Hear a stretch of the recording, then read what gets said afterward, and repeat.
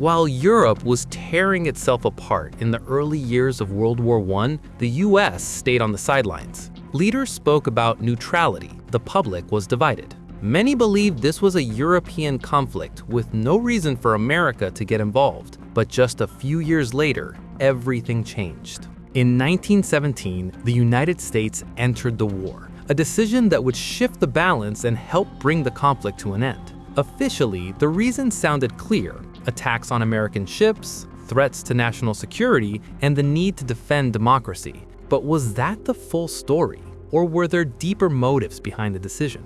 To understand why the United States entered World War I, we need to go back to the beginning of the conflict. When the war started in 1914, it was primarily a struggle between European powers. On one side were the Allied powers, including Britain and France. On the other were the Central Powers, led by Germany and Austria-Hungary. The United States, under President Woodrow Wilson, declared neutrality. This wasn't just a political stance, it reflected the mood of much of the country. The US was geographically distant from the conflict. Many Americans didn't see a direct threat. There were also strong cultural ties to different sides, especially among immigrants, which made taking a clear position complicated.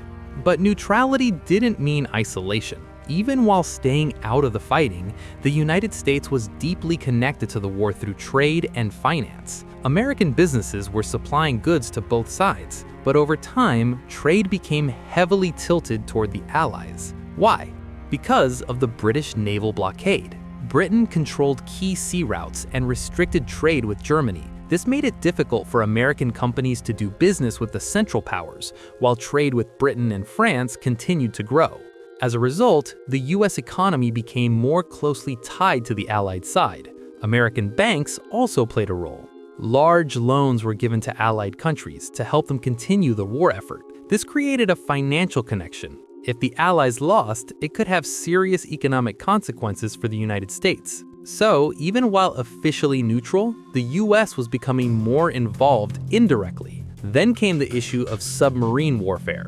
Germany, trying to break the British blockade, began using submarines to target ships in the Atlantic.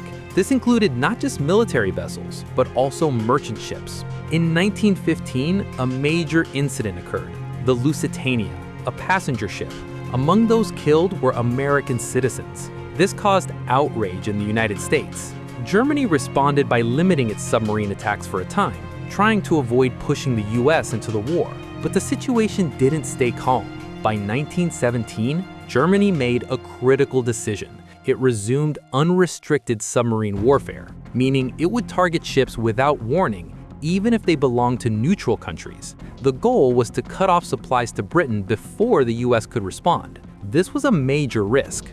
Germany knew it could provoke the US, but believed it could win the war quickly enough to avoid the consequences. At the same time, another event added to the tension: the Zimmermann telegram. This was a secret message sent by Germany to Mexico, proposing a military alliance. If the United States entered the war, Germany suggested that Mexico could join the fight and in return, regain territories it had lost to the US in the past. The message was intercepted and made public. This had a strong impact on American opinion. Now the war was no longer just something happening overseas. It started to feel like a direct threat. Public sentiment began to shift. The idea of staying neutral became harder to maintain. In April 1917, President Wilson asked Congress to declare war. He framed the decision as a necessity to protect American interests and to support a broader goal of making the world safe for democracy. And just like that, the United States entered World War I.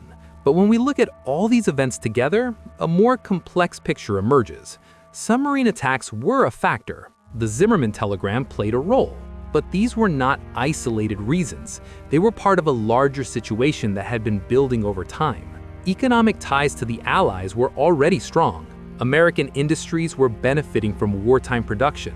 Banks had invested heavily. A victory by the Allies would protect those interests, while a defeat could create serious problems. There was also a strategic dimension. A world dominated by the Central Powers could have shifted global influence in ways that didn't favor the United States. Entering the war allowed the US to have a say in how the post-war world would be shaped. And then there's the question of ideology. Wilson's message about defending democracy wasn't just rhetoric, but it also aligned with broader goals. Supporting certain political systems over others was part of the emerging global role of the United States. So, was the decision purely about defending democracy, or was it also about protecting economic interests, responding to threats, and shaping the future balance of power? The answer is, all of these factors played a role. Wars are rarely decided by a single cause. They're built from layers of pressure, events, and decisions that come together over time. In the case of World War I, the United States didn't go from complete neutrality to full involvement overnight. It was a gradual shift, influenced by trade, conflict at sea, political calculations, and public opinion. Once the US entered the war, the impact was significant. Fresh troops, resources, and support gave the Allies a major advantage. By 1918, the war was coming to an end, but the consequences didn't stop there. The United States emerged as a more influential global power. Its role in international affairs expanded, and the decisions made during this period would shape future conflicts and alliances. So, when we ask about the real reason the US entered World War I, we have to look beyond simple explanations. Yes, there were immediate triggers, but behind them were deeper connections, economic, political, and strategic. It wasn't just about reacting to events. It was about choosing a position in a changing world. And that decision would mark a brand new chapter, one where the United States would no longer remain on the sidelines, but become a key player in global conflicts for years to come.